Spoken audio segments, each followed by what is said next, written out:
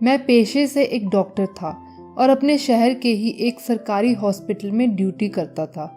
4 साल पहले मेरे घर वालों ने मेरी शादी करवा दी थी। मेरी पत्नी एक संस्कारी पत्नी और अच्छी माँ थी। उसका नाम शिखा था। हमारे 2 बच्चे थे, एक बेटा और एक बेटी। एक दिन मैं हॉस्पिटल से घर वापस आया तो मैंने देखा मेरी पत्नी की बहन यानी मेरी साली घर पर आई हुई थी। उसका नाम पूनम था। जब मेरी और शिखा की शादी हुई थी तो उसकी उम्र सिर्फ 12 साल की थी, लेकिन अब उसकी उम्र 16 साल की हो चुकी थी और वो दिखने में बहुत जवान और खूबसूरत लग रही थी। मेरी पत्नी ने बताया पूनम को 2 महीने के लिए स्कूल से छुट्टियां हैं, इसलिए वो अपनी छुट्टियां यही हमारे साथ गुजारेगी। मैंने कहा अच्छी बात है और मैं अपने कमरे में चला गया। आज हॉस्पिटल में बहुत काम था, इसलिए मैं काफ़ी थका हुआ था, इसलिए बेड पर लेटते ही मुझे नींद आ गई। दूसरे दिन सवेरे पूनम मेरे लिए चाय लेकर आई। मैं अभी नींद में था। जब वो मेरे पास आई तो मुझे लगा ये मेरी पत्नी शिखा है। मैंने उसे पकड़कर अपने पास खींच लिया और उसके होंठों को चूमने लगा। वो भी मेरा साथ देने लगी। फिर जैसे ही मैंने आंखें खोलकर देखा तो ये पूनम थी। मैं तुरंत पीछे हटा और माफ़ी मांगी। उसे चूमने से मेरे पूरे शरीर में तो बिजली सी दौड़ गई थी। फिर दूसरे दिन मैं हॉस्पिटल से थोड़ा जल्दी फ्री हो गया, इसलिए घर वापस आ गया। उस वक्त मेरी पत्नी बच्चों को स्कूल से वापस लेने गई हुई थी। मुझे लगा शायद पूनम भी उसके साथ गई हुई है। मैं अपने कमरे में आया और अपने कपड़े खोलकर सीधा वॉशरूम में चला गया। जैसे ही मैंने वॉशरूम का दरवाज़ा खोला तो पूनम बिना कपड़ों के पूरी तरह से नग्न मेरे सामने खड़ी थी। उसे देखते ही मेरी तो जैसे सांसें ही रुक गई।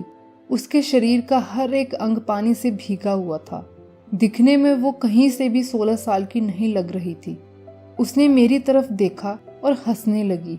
उसकी खूबसूरती देखकर मैं कुछ पलों के लिए सुन्न पड़ गया था। फिर कुछ देर तक उसे सर से लेकर पांव तक देखने के बाद जल्दी से मैंने दरवाज़ा बंद किया और कहा, नहाने से पहले दरवाज़ा लॉक कर लिया करो। सॉरी, मुझे नहीं पता था कि तुम अंदर नहा रही हो।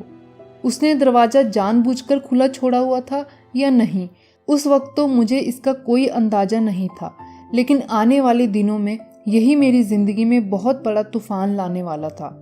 उसके बाद पूरी रात मेरे दिमाग में पूनम को ऐसी हालत में देखने के ख्याल ही घूम रहे थे और उस रात मैं ठीक से सो भी नहीं पाया। फिर कुछ दिन ऐसे ही गुजर गए। इस बीच पूनम की हरकतें मुझे काफ़ी अजीब लग रही थी। वो हमेशा मेरी तरफ अजीब नज़रों से देखती। उसे जब भी मुझे टच करने का मौका मिलता वो बेझिझक टच कर लेती। कई बार तो वो जानबूझकर मेरे बहुत करीब भी आ जाती। मुझे ये सब ठीक नहीं लग रहा था, लेकिन मैंने इस पर ज़्यादा ध्यान नहीं दिया। फिर एक दिन मेरी पत्नी को पेरेंट्स मीटिंग के लिए स्कूल जाना था। उस दिन मुझे भी हॉस्पिटल से छुट्टी थी। मैं जब सोकर उठा तो पास वाले कमरे से मुझे मेरी पत्नी और पूनम की आवाज़ें सुनाई दे रही थीं। मेरी पत्नी पूनम को अपने साथ पेरेंट्स मीटिंग में ले जाना चाहती थी, लेकिन पूनम ने कहा उसकी तबीयत ठीक नहीं है, इसलिए वो नहीं जा पाएगी। तब कुछ देर के बाद मेरी पत्नी बच्चों के साथ स्कूल के लिए निकल गई। मैं और पूनम दोनों घर पर अकेले थे। मैं अपने कमरे में बैठकर टीवी देख रहा था। तभी पूनम मेरे कमरे में आई और मेरे काफ़ी करीब आकर बैठ गई और कहने लगी, क्या आप मेरे सर पर हाथ लगाकर देख सकते हो कि अगर मुझे बुखार है या नहीं। उसने अभी भी बहुत ही पतली सी नाइट ड्रेस पहन रखी थी, जिसमें उसका पूरा बदन साफ साफ दिखाई दे रहा था। मैंने ज़्यादा नहीं सोचा और उसके सर पर अपना हाथ रखकर देखने लगा। उसका सर बिल्कुल ठंडा था। जब मैंने उसे बताया कि उसे बुखार बिल्कुल भी नहीं है तो उसने हंसते हुए कहा, आपको तो मेरा असली बुखार शायद नजर ही नहीं आ रहा। मैं उसकी बात समझ पाता उससे पहले ही उसने मेरे होंठों से होंठ मिला दिए। एक पल के लिए तो मैं जम सा गया। मेरी समझ में नहीं आ रहा था कि ये सब क्या चल रहा है। मैंने अपने आप को उससे दूर किया और कहा, पूनम, ये सब ठीक नहीं है। अगर तुम्हारी बहन को ये सब पता चल गया तो। मैं अभी अपनी बात पूरी कर पाता उससे पहले ही उसने अपनी नाइट ड्रेस को अपने कंधों से पकड़कर नीचे की तरफ खींच दिया।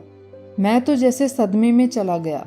पूनम एक बार फिर से पूरी तरह से नग्न होकर मेरे सामने खड़ी थी और उसे इस तरह से देखकर मेरी आंखें तो खुली की खुली रह गई। मेरे लिए उसके शरीर से नजरें हटा पाना नामुमकिन हो गया था। फिर वो मेरे करीब आई और मुझे पीछे की तरफ धक्का देकर मेरे ऊपर बैठ गई। मैं ना चाहते हुए भी खुद को उसके करीब जाने से रोक नहीं पा रहा था। उसने मेरी शर्ट के बटन खोलकर मेरी छाती को चूमना शुरू कर दिया और मेरे ऊपर लेट गई। अब मैं भी अपने जज्बातों पर काबू नहीं रख पा रहा था और मुझसे भी रहा न गया और मैं अपने होश खो बैठा। मैंने जल्दी से अपनी शर्ट उतार दी और उसे बेड पर लेटाकर उसके ऊपर आ गया। अब मैं अपने होश खोने ही वाला था कि तभी मेरी नज़र सामने लगी अपनी बीवी और बच्चों की तस्वीर पर पड़ी और मैं वापस होश में आया। मैं अपनी पत्नी से बहुत प्यार करता था और किसी भी हाल में उसे धोखा नहीं दे सकता था। अब मैंने पूनम को धक्का देकर अपने से दूर हटा दिया। उसने फिर से मेरे करीब आने की कोशिश की तो इस बार मैंने उसके मुंह पर एक थप्पड़ लगा दिया। फिर गुस्से में वो मेरे कमरे से बाहर चली गई। कुछ देर के बाद मेरी पत्नी घर वापस आई तो पूनम ने उल्टा अपने कपड़े फाड़कर मेरे ऊपर उसके साथ जबरदस्ती करने का इल्जाम लगा दिया। मैंने अपनी पत्नी को समझाने की बहुत कोशिश की कि मैंने कुछ भी गलत नहीं किया, लेकिन वो मेरी कोई बात सुनने को तैयार ही नहीं थी और रोए जा रही थी।